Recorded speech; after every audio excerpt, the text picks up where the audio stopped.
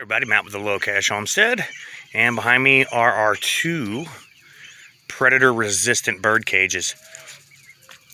If you like our videos, please click like. I ask you that you would subscribe and hit that bell so you get notifications when we post new content. As always, leave a comment below. Thank you very much. Have a good day. Okay, this is our predator-resistant chicken coop. There's my birdies down in there.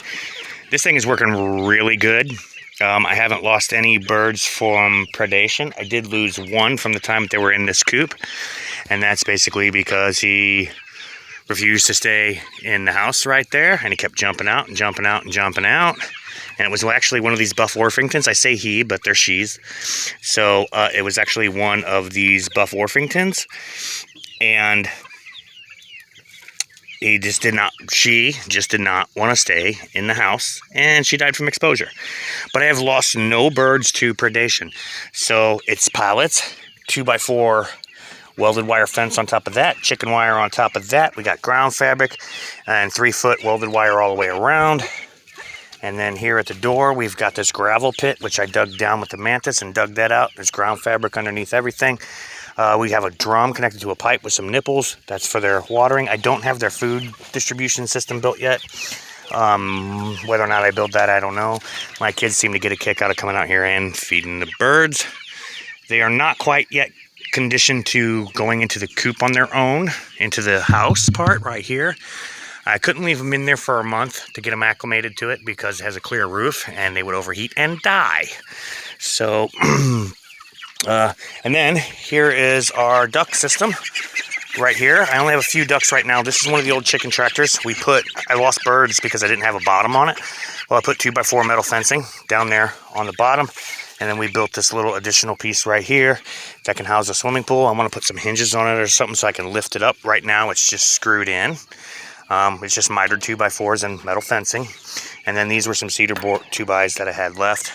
But I didn't have enough to finish it in cedar, so I just used some common wood right here. I leave the heads up on these screws that actually secure the top, so I can just pull them out real easy, not have to look for them or anything like that. There's a light in there, and then the cover for this is the old cover to the cheapo greenhouse. I'll look back on some of the videos for the cheapo greenhouse. The frame for the cheapo greenhouse just disintegrated, so you can see I have a variety of ages of ducks in there. I've got one in there who is starting to lose her baby feathers and just now starting to get some grown feathers on her. They did figure out the nipples, finally. Took them a couple days to figure that out. And that kept me... you can't access this. There's no way for an adult to get in here, so I had to stick my finger through and just keep triggering the nipples until they went, oh wait, there's water.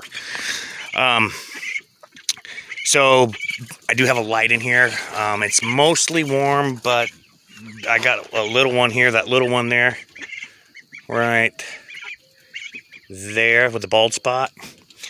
He's starting to grow his feathers in, but I actually had problems with that particular duck because he'd take a bath and then he'd like get too cold and fall over.